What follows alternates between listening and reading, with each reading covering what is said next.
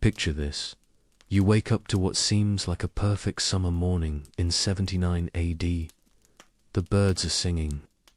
Mount Vesuvius stands majestically in the distance, looking as harmless as a sleeping giant. And you're about to experience just another ordinary day in one of Rome's most prosperous cities. Spoiler alert, it won't be ordinary, and by sunset, you'll either be fleeing for your life or becoming part of history's most perfectly preserved disaster. But before we get to that volcanic finale, let's talk about why you probably wouldn't have made it through even a normal day in Pompeii.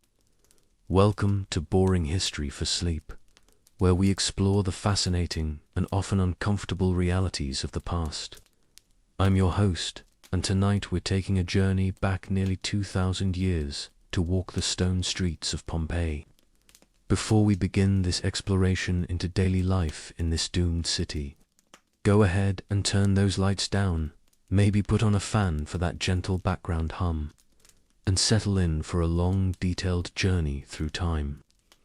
Over the next 2 hours, we'll explore not just the final day of Pompeii, but the rich, complex, and often challenging world that existed in this bustling Roman city. We'll walk in the sandals of ordinary citizens, uncover the stories of remarkable individuals, explore the mysteries that still puzzle archaeologists today, and peek behind the curtains of Roman high society. Why you wouldn't survive a day in Pompeii. Let's begin with a simple truth. If you were magically transported back to Pompeii on any given day before August 24th, 79 AD, you'd probably be dead, sick, or desperately homesick within hours. And that's assuming you could even handle the assault on your senses the moment you stepped into this ancient city. The first thing that would hit you wouldn't be the sights, but the smells. Imagine the most pungent mixture you can think of, then multiply it by 10. The narrow streets of Pompeii were filled with the overwhelming aromas of human waste, rotting food scraps, burning oil lamps, cooking fires, unwashed bodies, and animals. The Romans did have public latrines, but they also had a rather relaxed attitude about relieving themselves wherever convenient. Shop owners regularly dumped their waste directly into the streets, and while there were designated areas for garbage, enforcement was spotty at best. Your modern nose, accustomed to air fresheners, soap, and regular bathing, would be immediately overwhelmed. But let's say you managed to breathe through your mouth and keep walking. Now you'd have to navigate the streets themselves.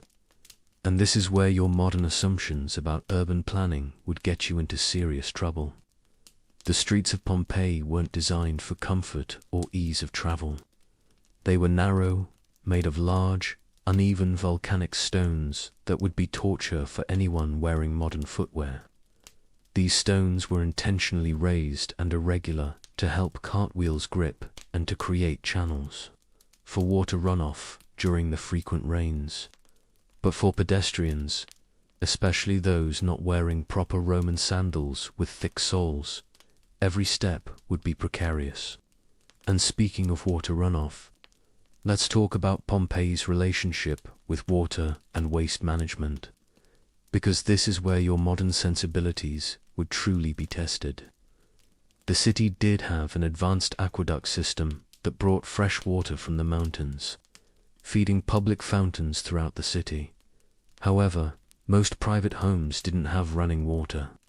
If you were thirsty, you'd need to know where the public fountains were located, and you'd be sharing those fountains with everyone else in the neighborhood, including people washing clothes, cleaning fish, and yes, occasionally using them as toilets when the public latrines were full. The water itself, while cleaner than what many ancient cities had access to, would still likely make you sick. Your modern immune system, pampered by chlorinated and filtered water, wouldn't be prepared for the various bacteria and parasites that Romans had spent their lives building immunity to. Even if you avoided the fountain water, you'd face the same problem with food and drink. The wine, which was safer than water in many ways, was often mixed with lead-sweetened additives that would slowly poison you over time. Let's talk about food, because eating in Pompeii would present you with a series of unpalatable choices. If you were wealthy enough to afford food from the many shops and street vendors, you'd find that Roman cuisine bore little resemblance to what we think of as Italian food today. Tomatoes, potatoes, and many other staples of modern Italian cooking wouldn't arrive in Europe for another 1,000 years. Instead, you'd find a heavy reliance on fish sauce called garum, made from fermented fish entrails that had been left to rot in the sun for months. This sauce was used in almost everything, the way we might use salt or ketchup. The bread, which was a staple for most people, was often gritty from stone particles that came off the grinding wheels used to make flour. This would wear down your teeth rapidly, a problem compounded by the Roman lack of dental care. Most people's teeth were in terrible condition, and dental pain was a constant companion for many citizens. If you were hoping to grab a quick meal from a street vendor, you'd find yourself facing food that had been sitting out in the Mediterranean heat for hours, covered with flies, with no refrigeration in sight. The meat was often on the verge of spoiling, kept fresh with heavy spices and that ubiquitous fish sauce. Eating any of this food would almost certainly result in food poisoning that could range from uncomfortable to deadly, especially given the limited medical knowledge of the time. Speaking of medical knowledge, let's say you did get sick, which would be almost inevitable. Roman medicine was a mixture of practical knowledge, superstition, and treatments that were often more harmful than the original ailment. If you developed a fever, you might be bled with unsterilized knives, given mercury to drink, or have various animal organs pressed against your body. Pain relief consisted primarily of alcohol and opium when available, but most people simply suffered through illness and injury without effective treatment. But let's assume you managed to avoid getting sick and continue your exploration of daily life in Pompeii. You'd quickly discover that privacy, as we understand it, simply didn't exist. Roman houses, even wealthy ones, were designed around the concept of communal living. The famous Roman villa with its central courtyard, or atrium, was essentially a semi-public space where business was conducted. Guests were entertained, and household activities took place in full view of family members, slaves, and visitors. If you needed to use the bathroom, you'd head to the public latrines, which were truly public. These were long stone benches with holes cut in them, positioned side by side with no partitions. You'd sit next to complete strangers, conducting conversations while attending to your bodily needs. The hygiene situation was equally foreign. Instead of toilet paper, Romans used a shared sponge on a stick that was rinsed in a communal bucket of water between uses. The thought alone would probably send you running for the hills. The social dynamics of Pompeii would be equally challenging for a modern person to navigate. Roman society was rigidly hierarchical, and your place in that hierarchy determined everything from where you could sit at dinner parties to what you were allowed to wear. If you were transported back as a free citizen, you'd need to immediately understand complex social rules about how to address people of different classes, how to behave in public spaces, and what activities were appropriate for your perceived social status. The treatment of slaves, who made up perhaps 30% of Pompeii's population, would be deeply disturbing to modern sensibilities.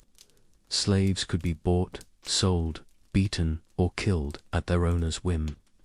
They performed all manner of labor, from household chores to dangerous work in shops and construction. Even if you personally disagreed with slavery, you'd be living in a society where it was not only accepted but considered essential to economic functioning. Women's roles in Pompeii were similarly restrictive by modern standards. While Roman women had more freedom than women in some other ancient cultures, they were still largely excluded from political life. expected to marry young, and considered the property of their fathers or husbands.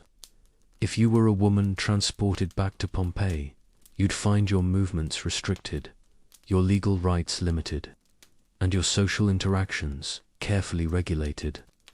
The working day in Pompeii began before dawn and continued until sunset. Most people worked 6 days a week, with only religious festivals providing breaks from labor.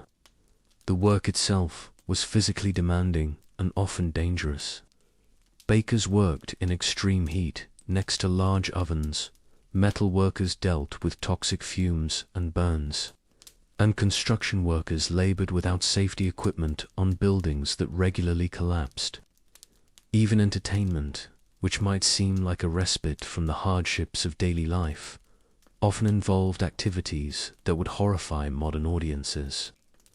The amphitheater in Pompeii hosted gladiatorial games where people fought to the death for public amusement. Animal hunts featured exotic beasts being slaughtered en masse, and public executions were treated as festive occasions. The Roman concept of entertainment often centered around violence and death in ways that would be deeply disturbing to contemporary viewers. The noise level in Pompeii would be overwhelming to anyone accustomed to modern urban noise regulations. Metalworkers hammered, merchants shouted their wares, animals brayed and squealed, carts rumbled over stone streets, and construction work continued from dawn to dusk. There were no quiet zones, no noise ordinances, and no escape from the constant din of urban life, except, perhaps, in the early morning hours. And let's not forget about personal hygiene. While Romans did value cleanliness and had public baths, their understanding of hygiene was very different from ours. People typically bathed once a week at most, and many went much longer between baths. Deodorant didn't exist, perfumes were expensive and available only to the wealthy, and most people's clothing was rarely washed. In close quarters, which was most of Pompeii, the smell of unwashed bodies would be inescapable. The Romans did have public baths, and these were marvels of engineering with hot, warm, and cold pools, but they also presented their own challenges. The water was rarely changed, meaning you'd be sharing bath water with dozens of other people and whatever diseases, parasites, or infections they might be carrying. The heating systems also meant that the air in the baths was often thick with smoke and fumes from the furnaces below. As evening approached in Pompeii, the challenges of daily life would become even more pronounced. There was no public lighting system, so once the sun set, the streets became dark and dangerous. Oil lamps provided some illumination, but they were expensive to maintain and posed fire hazards in wooden structures. Most people simply went to bed when it got dark, as staying awake required expensive fuel for lighting. The criminal element in Pompeii took advantage of the darkness. Theft was common, violent crime was a real threat, and the city's small force of public watchmen couldn't patrol every street. If you ventured out after dark, you'd need to travel in groups and be prepared to defend yourself, as there was no organized police force to rely on for protection. Housing for most people in Pompeii was cramped, uncomfortable, and shared with multiple families. Only the wealthy could afford private homes with courtyards and gardens. Most residents lived in small apartments above shops or in crowded tenements. These buildings were often poorly constructed, prone to collapse, and offered little protection from the elements or from crime.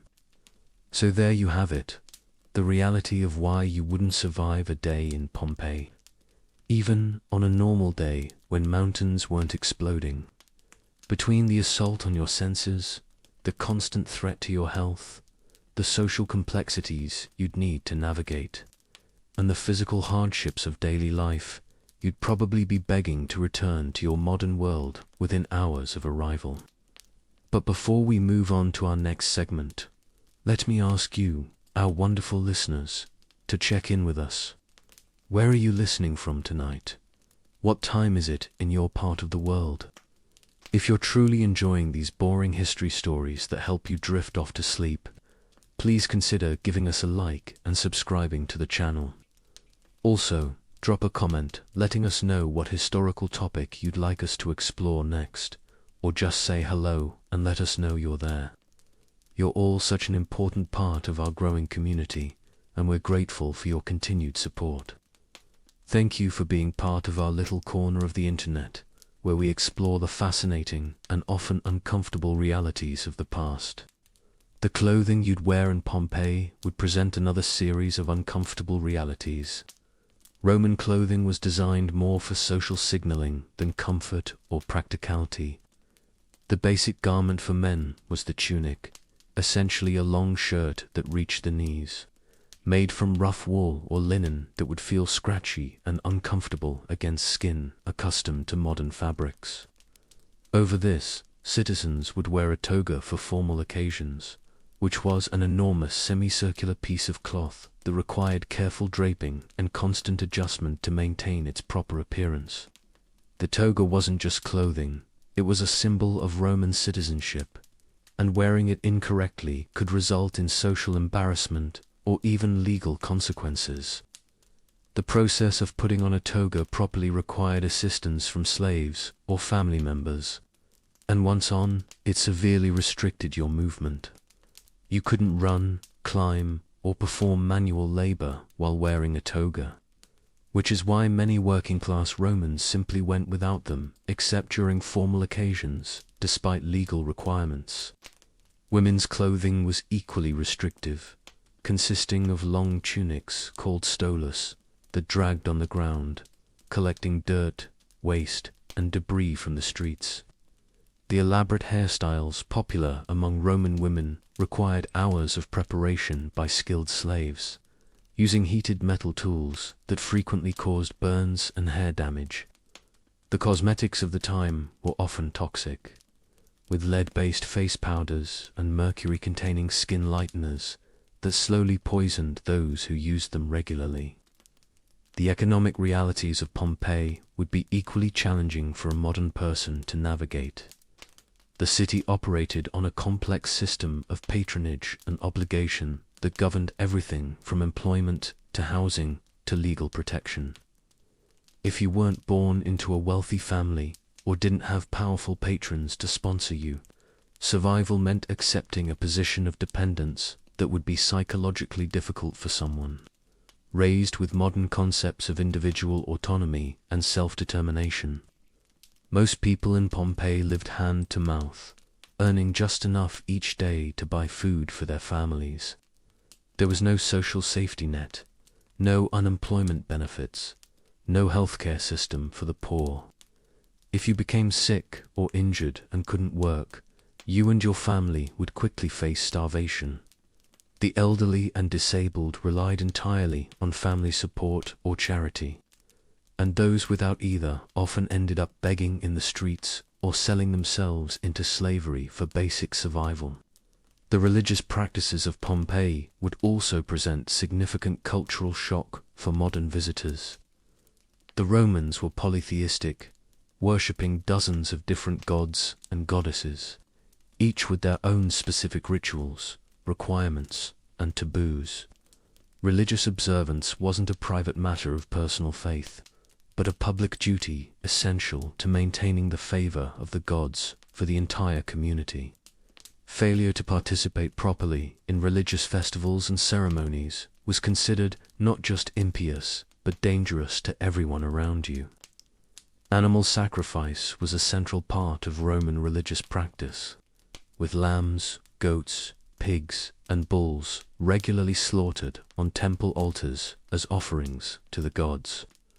The smell of burning flesh and incense would hang heavy in the air around religious sites, and the sight of blood-soaked altars and butchered animals would be deeply disturbing to most modern people. These sacrifices weren't symbolic gestures, but literal feeding of the gods, and the meat was often distributed to the community afterward, meaning much of the meat you'd eat in Pompeii had been killed in religious ceremonies. Even the calendar in Pompeii would confuse and frustrate a modern person. The Roman calendar was lunar-based and frequently adjusted by government officials, meaning that dates and scheduling were constantly in flux. There were no standardized time zones, no mechanical clocks, and no consistent way to measure hours.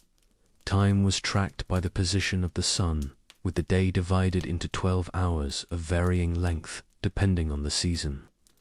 A summer hour was much longer than a winter hour, making any kind of precise scheduling nearly impossible. The legal system in Pompeii operated on principles that would seem arbitrary and unfair to modern sensibilities. Justice was often determined by social status rather than facts, with the testimony of slaves inadmissible unless extracted under torture. Punishments were brutal and public, designed more for deterrence and entertainment than rehabilitation. Crucifixion, while primarily reserved for slaves and non-citizens, was a common sight along the roads leading into the city, serving as a grim reminder of Roman justice.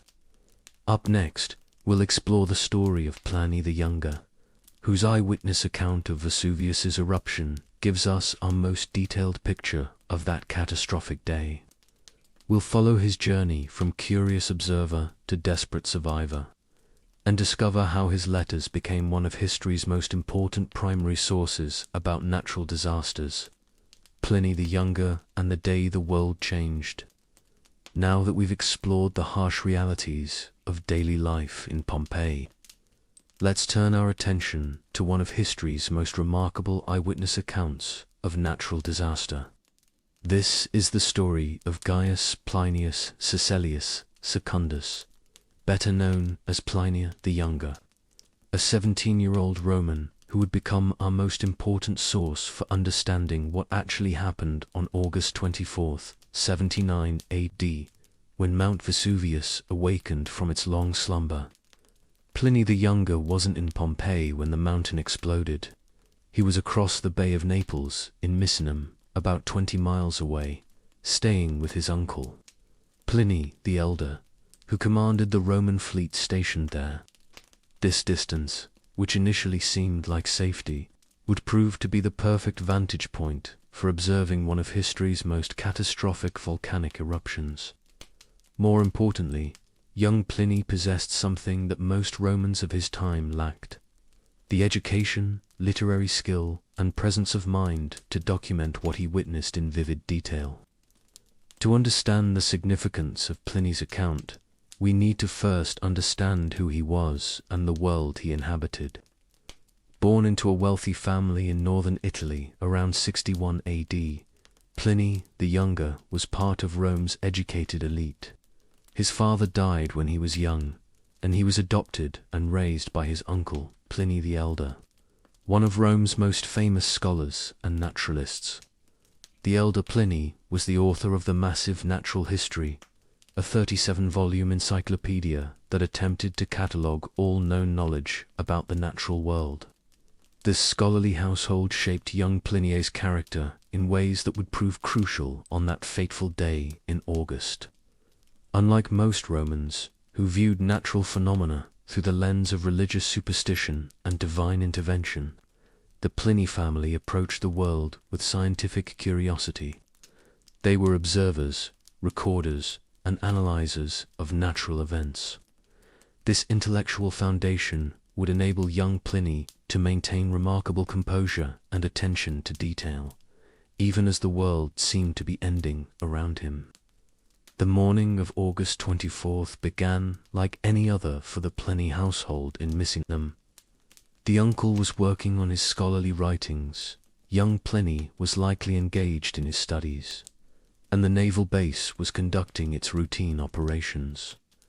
The first sign that something was amiss came around midday, when Pliny's mother noticed an unusual cloud formation in the distance. She immediately called for the elder Pliny to come and observe this strange phenomenon. What they were seeing was the initial eruption of Vesuvius, though at their distance.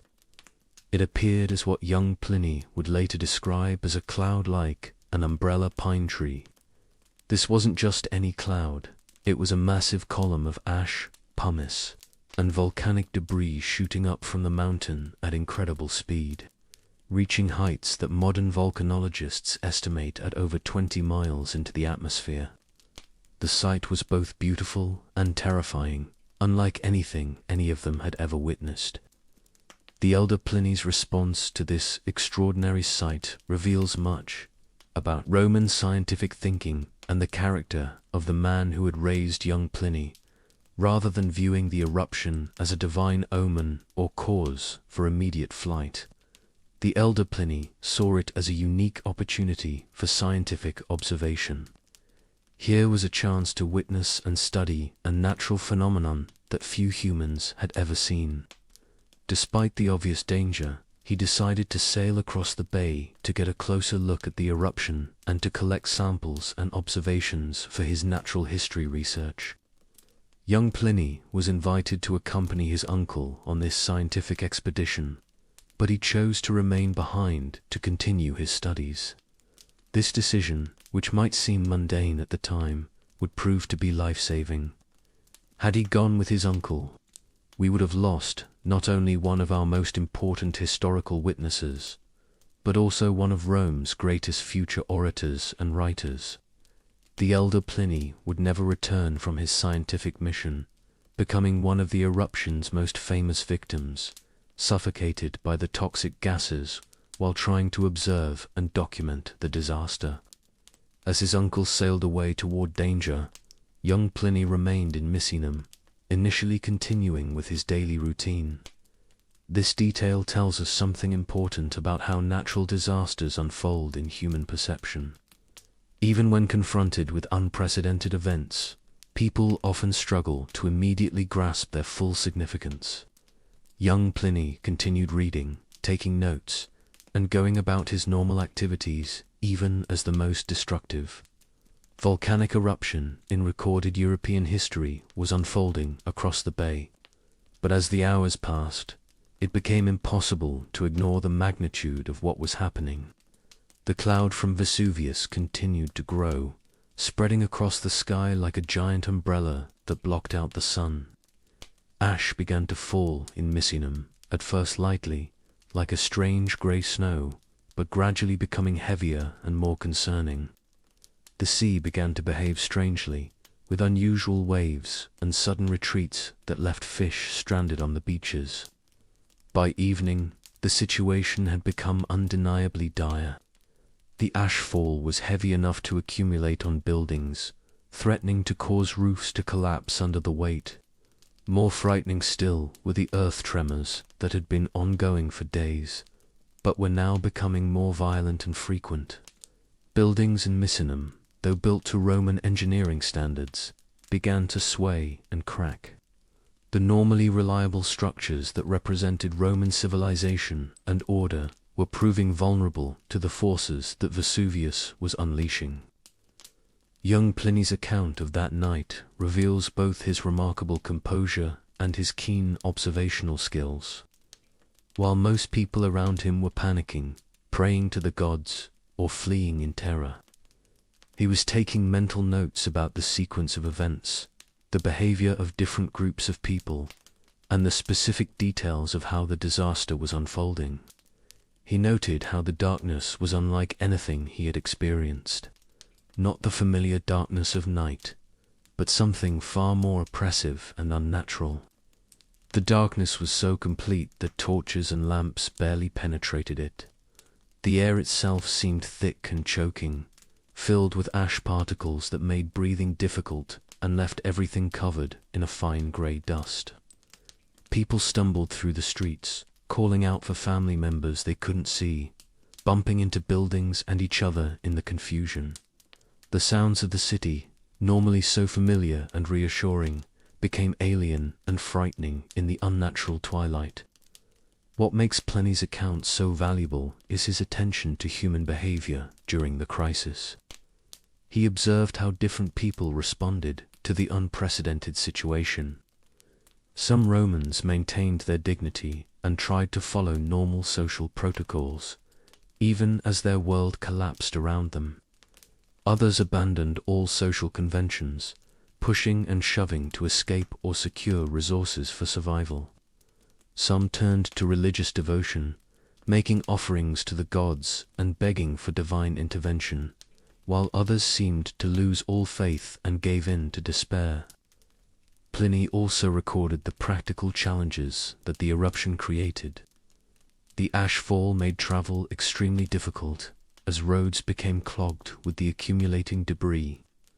Carts and horses struggled to move through the deepening ash, and many people were forced to abandon their belongings and flee on foot. The weight of the ash caused roofs to collapse throughout the region, trapping people inside their homes and destroying the infrastructure that normally supported urban life. The second day of the eruption brought new terrors. Pliny described violent earthquakes that shook buildings off their foundations and created cracks in the earth itself. The ashfall continued relentlessly, and now it was accompanied by larger pieces of volcanic debris, pumice stones that could seriously injure or kill anyone caught in the open. The sea, which had been behaving strangely the day before, now seemed to be in full revolt, with massive waves and sudden changes in water level that made sea travel extremely dangerous. It was during this second day that young Pliny made the decision that would ultimately save his life and preserve his account for history. Despite the obvious dangers, he convinced his mother that they needed to flee Misenum. This decision required considerable courage, as leaving the relative safety of buildings to travel through the ash-filled landscape was extremely dangerous. But Pliny had observed that staying put was becoming equally perilous, as more and more structures were collapsing under the weight of accumulated ash. Their flight from Misenum provides some of the most vivid and harrowing details in Pliny's account. Traveling through the ash-laden air was like moving through a thick, choking fog that burned the throat and eyes. Every breath was difficult, and they had to cover their faces with cloth to filter out the worst of the particles. The normally familiar landscape had been transformed into an alien wasteland, with landmarks obscured by ash and the very shape of the land changed by the accumulating debris. Along their escape route, they encountered other refugees fleeing the disaster. These meetings provide insight into how different social classes experienced the catastrophe. Wealthy Romans traveled in carriages loaded with their most precious possessions, while poorer citizens fled on foot with nothing but the clothes on their backs. Some families became separated in the chaos, with parents calling desperately for children and spouses searching for each other in the grey twilight. Pliny's description of his mother during their flight reveals both her strength and vulnerability. She was determined to escape, but struggled with the physical demands of travel through the difficult conditions. At one point, she urged young Pliny to abandon her and save himself, telling him that her age and frailty were slowing their escape. This moment shows us not just the personal drama of their situation, but also the impossible choices that natural disasters force upon families. The young man's refusal to abandon his mother demonstrates the Roman values that had shaped his character. Family, duty, and loyalty were paramount in Roman society, and even facing death, Pliny would not violate these fundamental principles. This decision also shows his emotional maturity, as he recognized that survival without his mother would be a hollow victory that would haunt him for the rest of his life. As they continued their desperate journey, Pliny observed the broader impact of the eruption on the landscape and the people. Entire towns had been abandoned, their streets filled with ash and their buildings damaged or destroyed. Agricultural areas that had been green and productive just days before were now buried under feet of volcanic debris. The very geography of the region was being rewritten by the eruption, with valleys filled in and hills reshaped by the massive amounts of material being ejected from Vesuvius. The human cost of the disaster was becoming apparent everywhere they looked. They passed bodies of people who had been overcome by the toxic gases or crushed by falling debris. Some had died trying to protect their possessions, found buried under the roofs of their collapsed homes. Others had apparently been caught in the open, suffocated by the ash-laden air, or struck down by falling pumice stones. Young Pliny's survival of this ordeal was due to a combination of factors: his distance from the epicenter of the eruption, his educated background that helped him make rational decisions under pressure, his physical fitness as a young man, and perhaps most importantly, pure luck. Many others who started their escapes at the same time or even earlier did not survive the journey. The aftermath of the eruption would shape the rest of Pliny's life and career. The trauma of those 2 days, the loss of his beloved uncle, and the responsibility he felt to document what had happened would influence his later writing and his approach to public service. He would go on to become one of Rome's most famous orators and administrators. But he would never forget the lessons learned during those terrible days when Vesuvius reshaped the world. Years later, when the historian Tacitus asked Pliny to provide an account of his uncle's death and the eruption, Pliny wrote 2 detailed letters that would become our primary source for understanding the disaster. These letters, written with the perspective of hindsight, but still vivid with emotional memory, provide our most complete picture of how the eruption unfolded and how it affected the people who lived through it. What makes Pliny's letters particularly remarkable is how they capture not just the physical events of the disaster, but the psychological and emotional experience of living through such unprecedented catastrophe. He describes the eerie silence that would fall over groups of refugees, broken only by occasional cries of despair or prayers to the gods. He notes how people's personalities seemed to change under extreme stress, with some becoming unusually generous and helpful, while others became selfish and cruel. One of the most haunting aspects of Pliny's account is his description of the false hopes that kept arising during the crisis. Several times during their escape, it seemed as though the worst was over. The ash fall would lighten, or the wind would shift to clear the air temporarily. These moments of apparent relief made the return of dangerous conditions even more psychologically devastating. People would begin to relax, to think they had survived the worst, only to have their hopes crushed as conditions deteriorated again. Pliny also documented the breakdown of normal social structures during the emergency.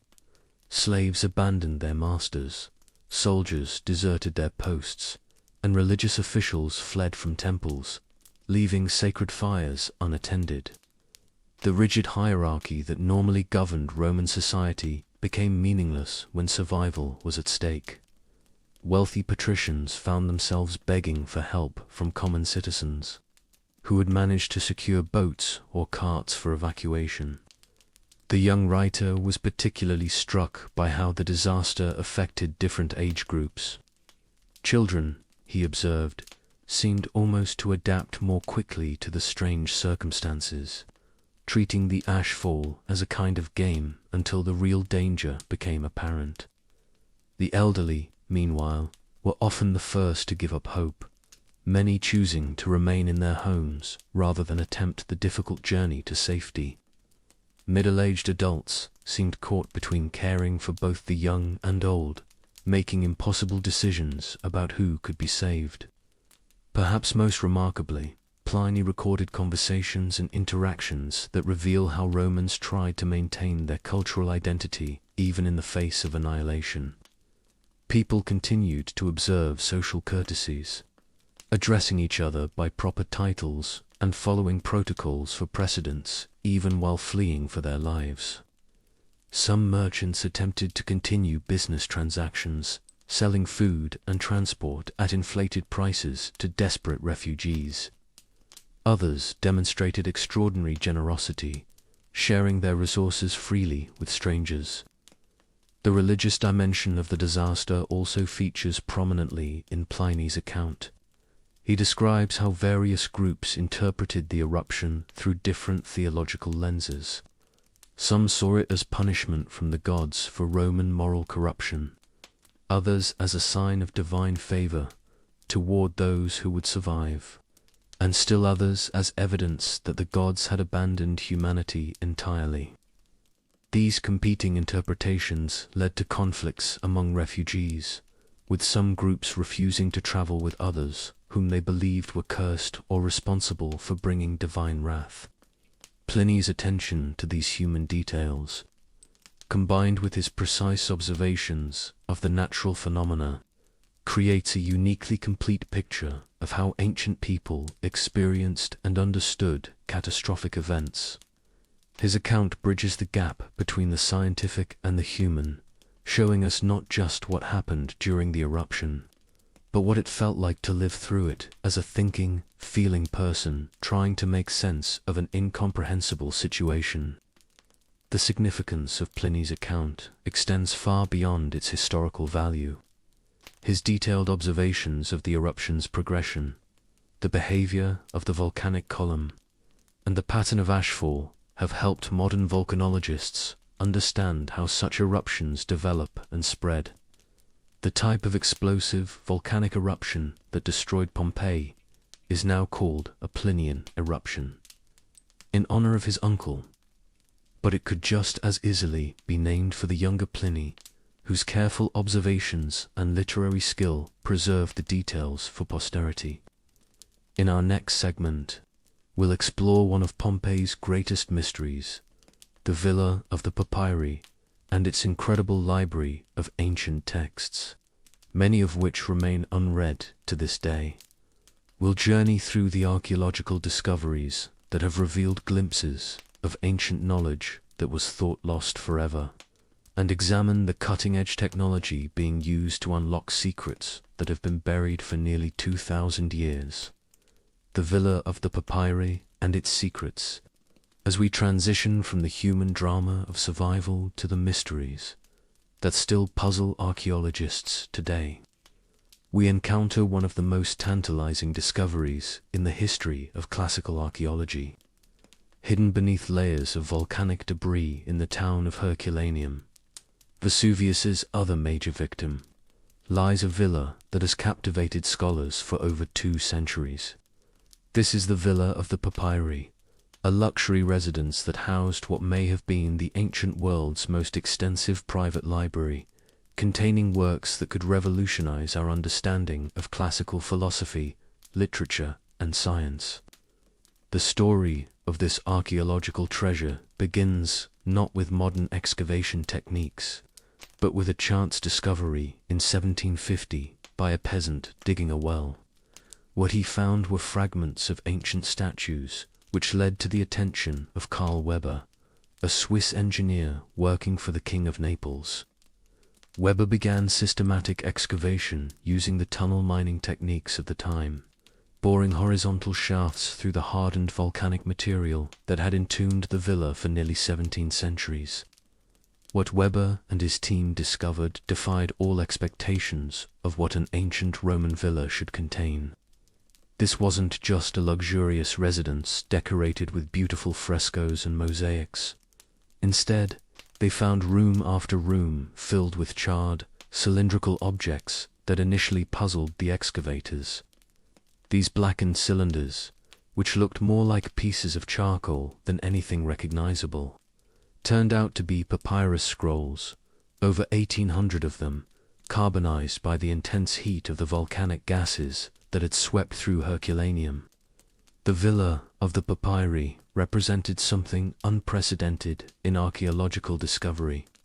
While other ancient libraries had been lost to fire, flood, or deliberate destruction, here was a complete library preserved in a moment of time, flash-frozen by volcanic catastrophe. The scrolls weren't just random collections of popular literature.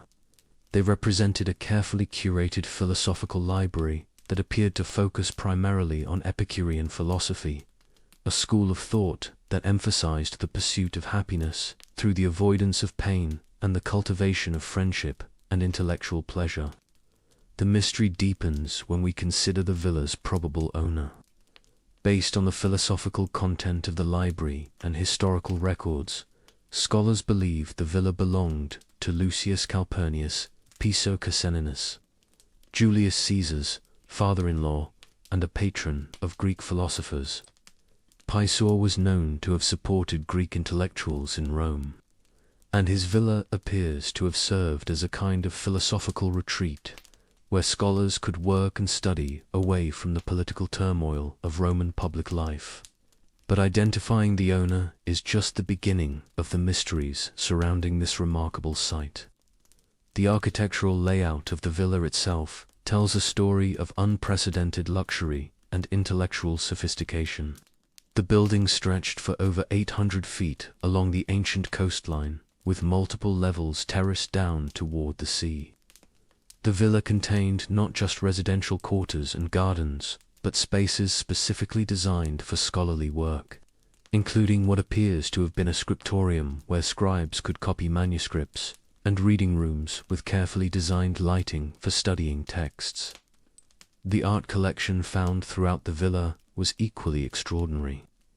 Weber's team discovered over 80 bronze and marble sculptures, including works that are now considered among the finest examples of ancient Greek and Roman art. These weren't just decorative pieces.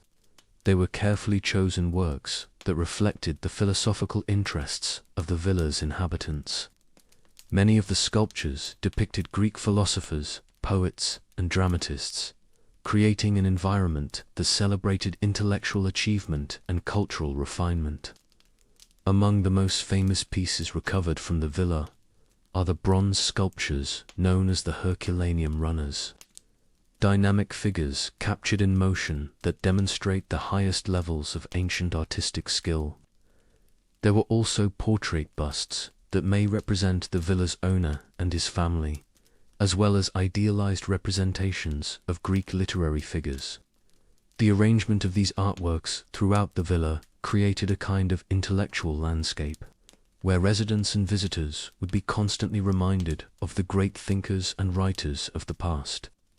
But it's the library that truly sets the villa of the papyri apart from other archaeological discoveries. The papyrus scrolls found there represent the only intact ancient library to survive from the classical world.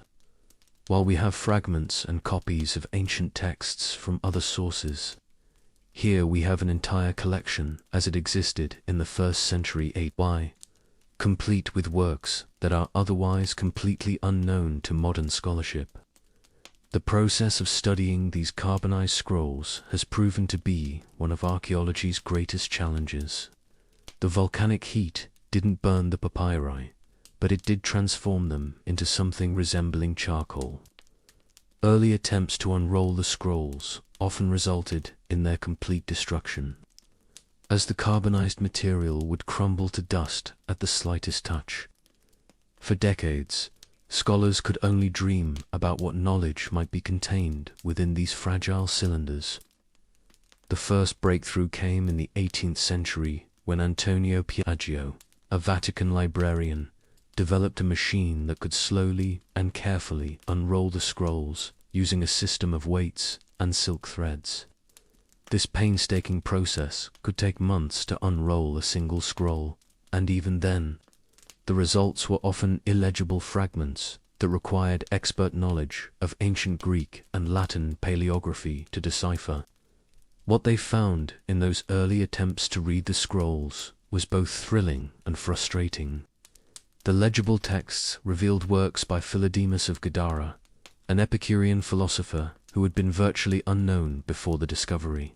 His writings provided unprecedented insight into Epicurean philosophy and its practical application to daily life. There were treatises on music, rhetoric, poetry, and ethics that filled significant gaps in our knowledge of ancient philosophical thought. But for every scroll successfully unrolled and read, there were dozens more that remained sealed mysteries.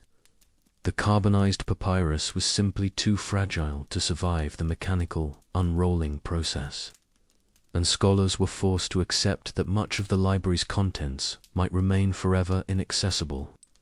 The scrolls that could be read represented just a fraction of the collection, leaving tantalizing questions about what other lost works might be hidden within the remaining cylinders. The philosophical implications of the readable texts have continued to resonate through centuries of scholarship.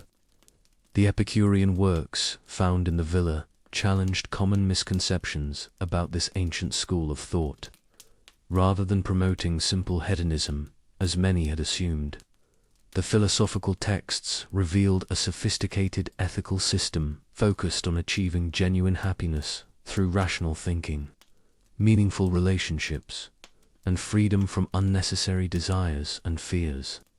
These philosophical writings also provided insights into the intellectual life of wealthy Romans in the 1st century AD. The villa's library wasn't just a collection of books, it was an active center of learning where philosophers, poets, and scholars could engage with ideas and develop new ways of thinking. The marginalia found on some scrolls show evidence of active reading and discussion, with notes and comments that reveal how ancient readers engaged with philosophical texts. The mystery of the Villa of the Papyri took on new dimensions in the late 20th and early 21st centuries with the development of advanced imaging technologies. Scientists began experimenting with techniques like multispectral imaging, X-ray tomography, and computer-assisted analysis to read the scrolls without physically unrolling them. These methods promised to unlock hundreds of texts that had remained sealed since the eruption. The most exciting breakthrough came with the development of digital unwrapping techniques that use high-resolution CT scans to create virtual models of the scrolls. Computer algorithms can then digitally unfold these models, revealing the text layer by layer without physically disturbing the ancient papyrus. This technology has already succeeded in reading portions of previously inaccessible scrolls, revealing new philosophical texts and providing hope that the entire library might eventually be readable. Recent discoveries using these advanced techniques have uncovered fragments of previously unknown works, including what appears to be portions of lost Greek tragedies and philosophical treatises that exist nowhere else in the ancient literary record. Each new text that becomes readable adds pieces to the puzzle of ancient intellectual life and challenges our understanding of classical culture. The ongoing excavation of the villa site itself continues to yield surprises. Modern archaeological techniques have revealed previously unknown sections of the building, including what appears to have been a workshop for copying and illustrating manuscripts. The discovery of writing materials, inkwells, and partially completed scrolls suggests that the villa wasn't just a place for reading and storing books, but an active center for manuscript production. One of the most intriguing recent discoveries is evidence that the library may have been in the process of being evacuated when Vesuvius erupted. Archaeologists have found empty shelves and scroll containers in some rooms, while other areas show signs of hasty packing. This suggests that the villa's inhabitants had some warning of the impending disaster and were trying to save their most precious texts. The question of whether any scrolls successfully escaped the villa adds another layer of mystery to an already complex archaeological puzzle. The Villa of the Papyri also raises fascinating questions about the nature of ancient book collecting and library organization. The philosophical focus of the collection suggests that this wasn't a general library, but a specialized research collection assembled by someone with particular intellectual interests. The presence of multiple copies of certain works, along with commentaries and scholarly apparatus, indicates that this was a working library designed for serious study rather than casual reading. The The social implications of such a library are equally intriguing. In a world where books were expensive and literacy was limited, the Villa of the Papyri represented an enormous investment in intellectual culture. The maintenance of such a collection required not just wealth, but a commitment to learning and scholarship that went far beyond what was typical even among the Roman elite. This villa embodied a vision of the good life that valued intellectual achievement as much as material luxury. The mystery of what other texts might be hidden in the still unread scrolls continues to captivate scholars and the public imagination. Could there be lost works by famous authors like Sappho or Aeschylus? Might there be historical accounts that could change our understanding of major events? Could there be scientific treatises that would reveal the extent of ancient knowledge in fields like astronomy or medicine? As we continue our journey through the layered mysteries of Pompeii and its surrounding region, the Villa of the Papyri stands as a reminder that archaeological discovery is an ongoing process. Each new technological advance brings the possibility of unlocking secrets that have been hidden for nearly 2,000 years, promising to expand our understanding of the ancient world in ways we can barely imagine. The technological challenges of reading these ancient scrolls have led to some of the most innovative collaborations between archaeology and cutting-edge science.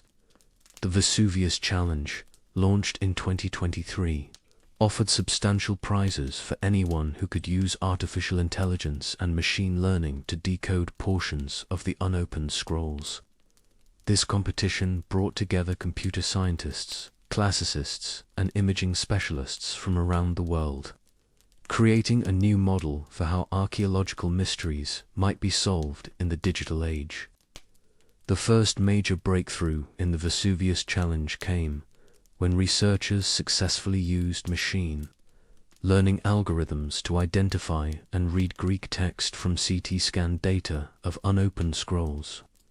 The process involved training neural networks to recognize the subtle density differences between ink and papyrus in the carbonized material, then mapping these patterns back to readable Greek letters. The first complete passages revealed philosophical discussions about pleasure and the nature of human happiness, confirming that the library's Epicurean focus extended beyond the previously readable texts. What makes these technological achievements particularly remarkable is how they're changing our understanding of ancient writing practices. The high-resolution imaging reveals details about ancient scribal techniques that would be impossible to observe with the naked eye. Researchers can now see how individual letters were formed, identify different hands working on the same manuscript, and even detect corrections and annotations made by ancient readers. These microscopic details provide unprecedented insight into how books were produced, distributed, and used in the ancient world. The Villa of the Papyri has also yielded surprising evidence about ancient attitudes toward intellectual property and textual authenticity. Some scrolls contain what appear to be unauthorized copies of philosophical works, complete with scribal errors and marginal notes that suggest they were copied hastily or without access to authoritative versions. This challenges our assumptions about how carefully ancient libraries preserved textual accuracy and suggests that even in antiquity, there was a thriving trade in unofficial copies of popular works. Recent analysis of the papyrus fibers themselves has revealed information about ancient book production that extends far beyond the villa.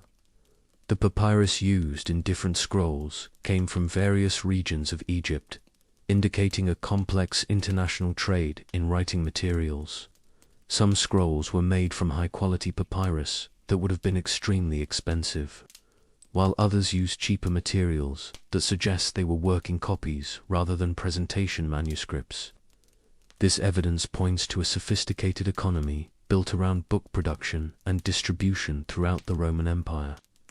The villa's workshop areas have provided equally fascinating insights into ancient scholarly practices.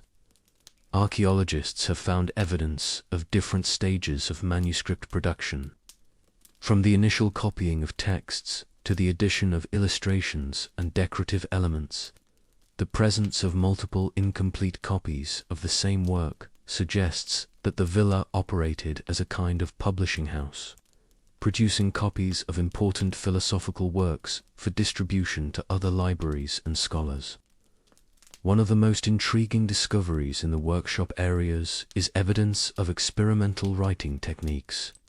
Some fragments show attempts to write on different materials, including leather and wooden tablets, suggesting that the villa's scholars were actively researching ways to improve book production.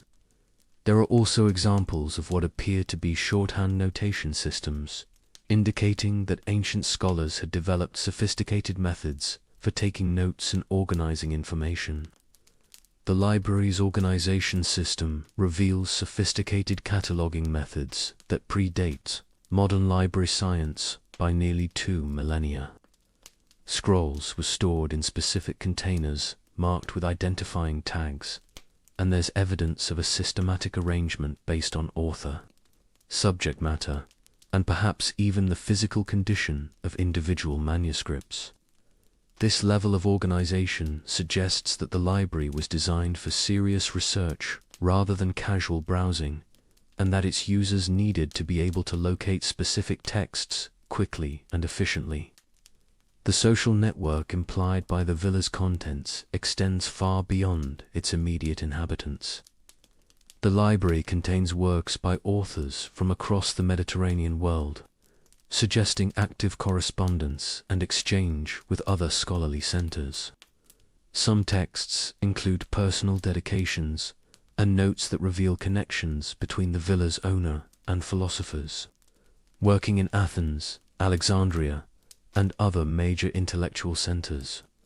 This evidence points to an international community of scholars who shared ideas, texts, and resources across the Roman Empire.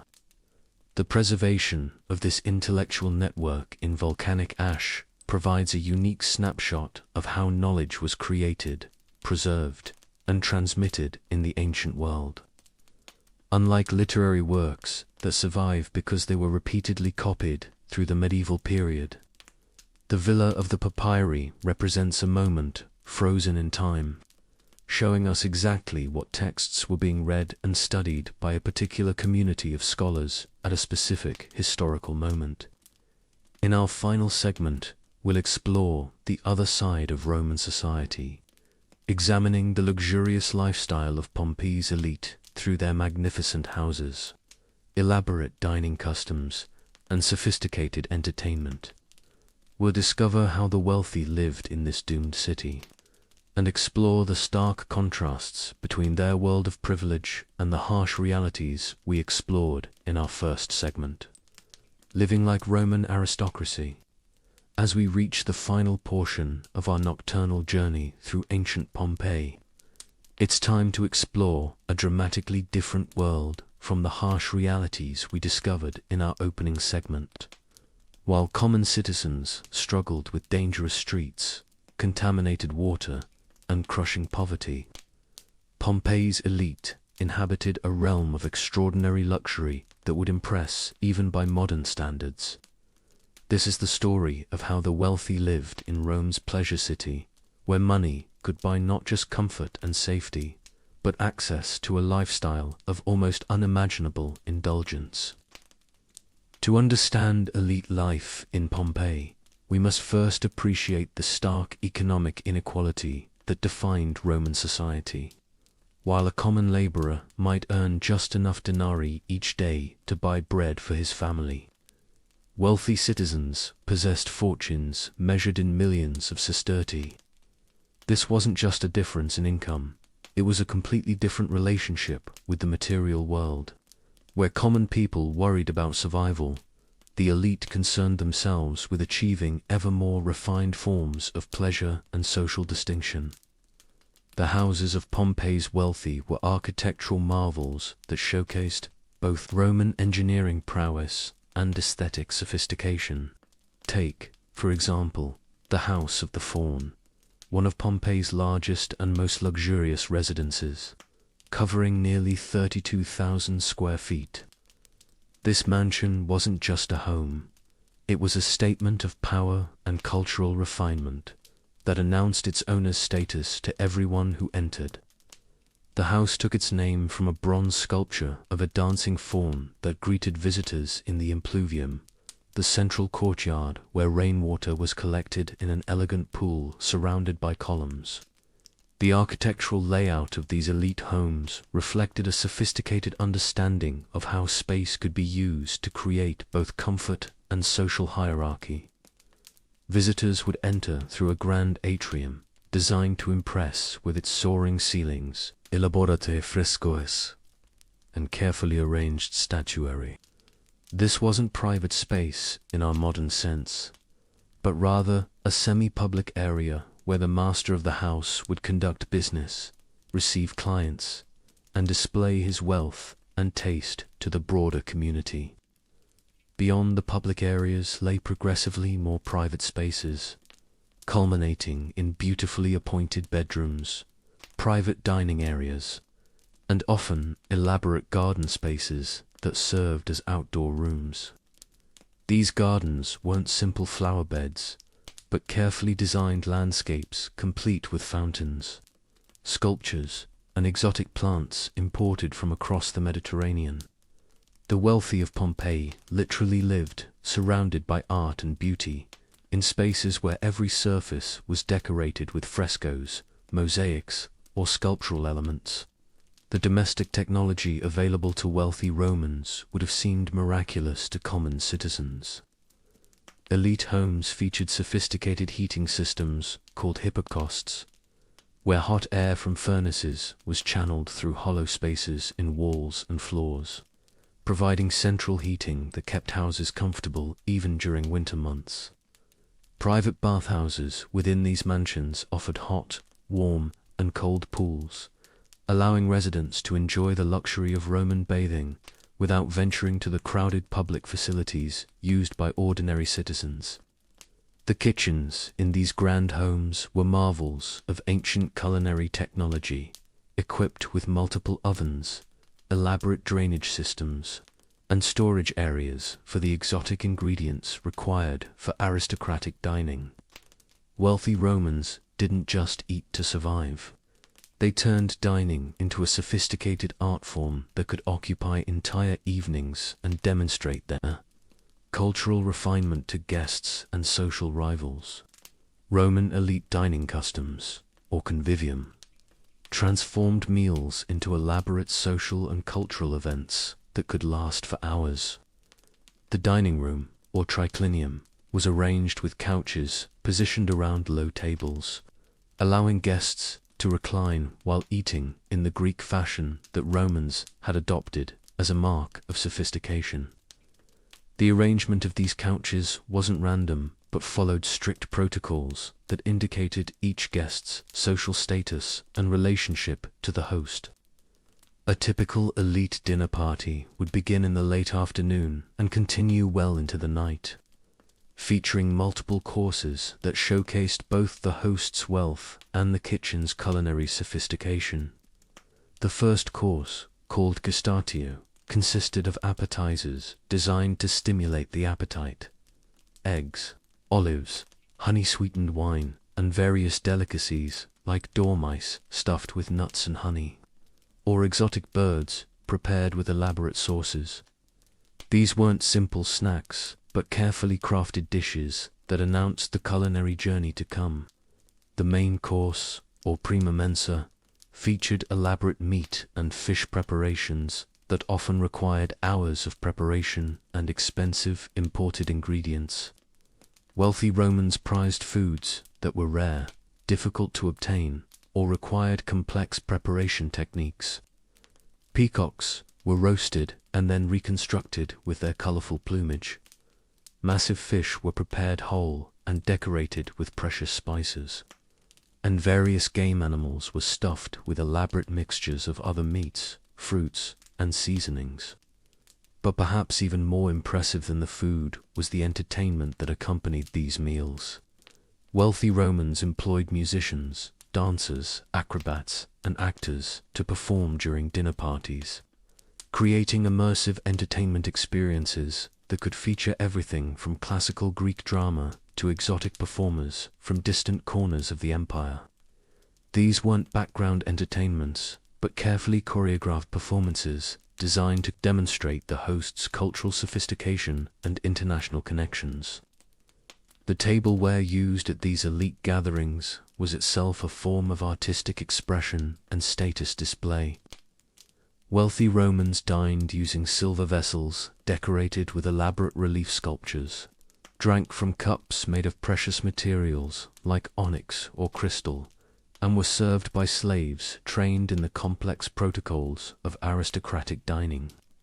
The very act of eating became a performance of social status, cultural knowledge, and aesthetic refinement. The clothing worn by Pompeii's elite was equally elaborate and socially significant.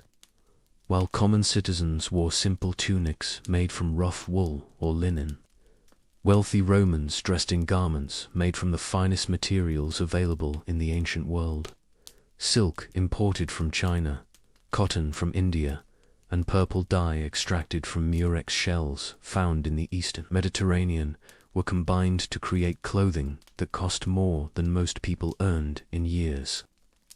The famous purple-striped togas, worn by Roman senators, weren't just clothing but symbols of political authority that required specific techniques to drape properly.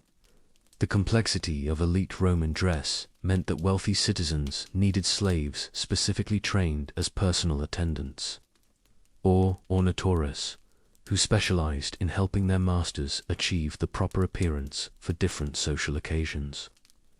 Getting dressed each morning was itself a ritual that reinforced social hierarchies and cultural expectations. Women's fashion among the elite was particularly elaborate, involving complex hairstyles that required hours of preparation and maintenance. The fashionable styles changed regularly, driven by trends set by the imperial family in Rome and transmitted throughout the empire through a network of social connections and cultural influence. Wealthy women in Pompeii would have had access to cosmetics made from exotic ingredients like pearls ground into face powder, perfumes distilled from rare flowers and spices, and jewelry crafted from gold and precious stones imported from India and beyond. The daily routine of elite Romans was structured around leisure activities that demonstrated their freedom from the necessity of productive labor. While common citizens worked from dawn to dusk, wealthy Romans could spend their days in pursuits like literature, philosophy, artistic appreciation, and social networking. They attended poetry readings, philosophical discussions, and cultural events that reinforced their identity as members of an educated and refined class. The concept of otium, or cultivated leisure, was central to elite Roman identity. This wasn't mere idleness, but rather the active pursuit of cultural and intellectual activities that were considered appropriate for people of high social status. Wealthy Romans were expected to be knowledgeable about literature, art, philosophy, and history, and they spent considerable time and money acquiring the education and cultural experiences necessary to participate competently in elite social circles. The education available to elite children was far superior to anything accessible to common citizens. Wealthy families employed private tutors, often Greek scholars, to provide their children with comprehensive education in literature, rhetoric, mathematics, music, and philosophy. These children learned to speak Greek fluently, studied the classic works of ancient literature, and were trained in the sophisticated rhetorical techniques necessary for success in Roman public life. Elite Romans also had access to entertainment and recreational activities that were completely beyond the reach of ordinary citizens. They could afford to attend the most expensive seats at gladiatorial games and theatrical performances.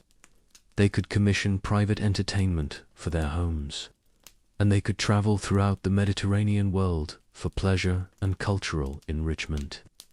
Wealthy citizens of Pompeii might visit the great libraries of Alexandria, attend philosophical schools in Athens, or tours the artistic treasures of Greek islands, all as part of their ongoing cultural education. The religious practices of the elite were similarly elaborate and expensive. While common citizens might make simple offerings at neighborhood shrines, wealthy Romans could afford to sponsor major religious festivals, commission elaborate temple decorations, and maintain private household shrines staffed by trained religious personnel. Their religious observances weren't just expressions of piety, but demonstrations of their social status and civic responsibility. The business activities of Pompeii's elite were often conducted through networks of freedmen and slaves, who managed their various enterprises while the owners maintained the social fiction that they weren't directly involved in trade or commerce. Elite Romans derived income from agricultural estates, urban rental properties, manufacturing operations, and various forms of lending and investment. But they rarely participated directly in these activities, which were considered beneath their social dignity. The social obligations of wealthy Romans were extensive and time-consuming. They were expected to serve as patrons to large numbers of clients, providing financial support, legal protection, and various forms of assistance in exchange for political loyalty and social deference. This patronage system created elaborate networks of mutual obligation that structured much of Roman social and political life. Elite Romans also had obligations to sponsor public works, games, and festivals that benefited the broader community while simultaneously demonstrating their wealth and civic virtue. The amphitheater in Pompeii, the public baths, and many of the city's temples and public buildings were funded by wealthy citizens, who gained social prestige and political influence through these acts of public generosity. The slaves who made this luxurious lifestyle possible were themselves valuable assets that wealthy Romans collected and displayed as markers of their status. Elite households might include dozens or even hundreds of slaves with specialized skills, chefs trained in preparing elaborate cuisine, musicians and entertainers, skilled craftsmen who produced luxury goods, educated Greeks who served as tutors and secretaries, and beautiful young people who served as personal attendants and companions. The contrast between this world of elite luxury and the harsh realities experienced by common citizens was stark and deliberate. Roman society was organized around the principle that social inequality was natural and beneficial, with the wealthy serving as cultural leaders and civic benefactors, while the poor provided the labor that sustained the economic system. This wasn't seen as exploitation, but as a harmonious arrangement that allowed each class to fulfill its proper role in society. The archaeological evidence from Pompeii's grand houses reveals the extent to which wealthy Romans succeeded in creating environments of almost unimaginable luxury and beauty. The frescoes that decorated their walls depicted mythological scenes, exotic landscapes, and architectural fantasies that transported viewers to imaginary worlds of perfect beauty. The mosaics that covered their floors were masterpieces of artistic technique that combined thousands of tiny colored stones into images of stunning complexity and beauty. Even their furniture and household objects were works of art, crafted from expensive materials by skilled artisans and decorated with elaborate imagery that reflected the owner's cultural sophistication and aesthetic sensibilities. Bronze lamps shaped like animals or mythological creatures, silver vessels decorated with scenes from epic poetry, and wooden furniture inlaid with ivory and precious metals all contributed to creating living spaces that were essentially private museums of ancient art and craftsmanship. The gardens and outdoor spaces of elite homes were equally impressive. featuring elaborate water features, exotic plants, and carefully planned vistas that created the illusion of expansive natural landscapes within the confines of urban properties. These gardens weren't just beautiful, but served as outdoor rooms where families could enjoy meals, conduct business, and entertain guests in settings that combined natural beauty with architectural sophistication. As we reach the end of our journey through the layers of life in ancient Pompeii, we're left with a profound appreciation for both the achievements and contradictions of Roman civilization. The same society that created extraordinary art, literature, and architecture also accepted slavery, extreme inequality, and casual violence as normal aspects of daily life. The city that produced philosophical treatises on ethics and happiness was also a place where people were murdered for entertainment and where the majority of the population lived in conditions of grinding poverty and constant insecurity. The volcanic eruption that destroyed Pompeii in 79 AD didn't discriminate between rich and poor, slave and free, citizen and foreigner. The same ash that preserved the luxurious villas of the elite also entombed the simple homes of common citizens, creating an archaeological record that reveals the full spectrum of human experience in the ancient world. In studying Pompeii, we encounter not just the grandeur of Roman achievement, but also the human cost of creating and maintaining such a complex and hierarchical civilization. As we conclude our exploration of this fascinating and tragic city, I want to thank you for joining me on this journey through time. Whether you've drifted off to sleep during our travels or stayed awake to absorb every detail, you've been part of something special, a community of people who appreciate the power of history to help us understand both the past and ourselves. These stories of ancient lives, both grand and humble, remind us that human nature remains remarkably consistent across the centuries. The same desires for comfort, beauty, meaning, and connection that motivated the citizens of Pompeii continue to drive us today. By understanding their world, we gain perspective on our own, recognizing both how far we've progressed and how much we still share with people who lived nearly 2,000 years ago. Thank you for being part of our growing community of history enthusiasts, who find comfort and fascination in exploring the rich complexity of the human past. Until our next journey together, may your dreams be filled with the wonders we've discovered and the mysteries that still await exploration in the buried cities of antiquity. Sleep well, and remember that every night we spend learning about the past is a night that enriches our understanding of the present and future. Sweet dreams, fellow time travelers. The past is waiting for us whenever we're ready to explore it together again.